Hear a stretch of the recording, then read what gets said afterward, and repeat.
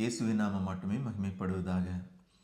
கர்த்தர் யாக்கோபுக்கு இறங்கி பின்னும் இஸ்ரவேலரை தெரிந்து கொண்டு அவர்களை அவர்கள் தேசத்திலே தாபரிக்க பண்ணுவார். அந்நியரும் அவர்களோடு சேர்க்கையாகி யாக்கோபின் வம்சத்தோடே கூடிக்கொள்வார்கள்.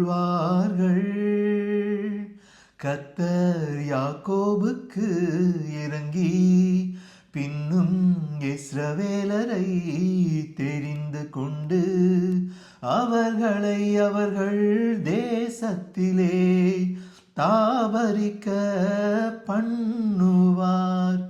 அந்நியரும் அவர்களோடு சேர்க்கையாகி யாக்கோபின் வம்சத்தோடே கூடிக்கொள்வார்கள்.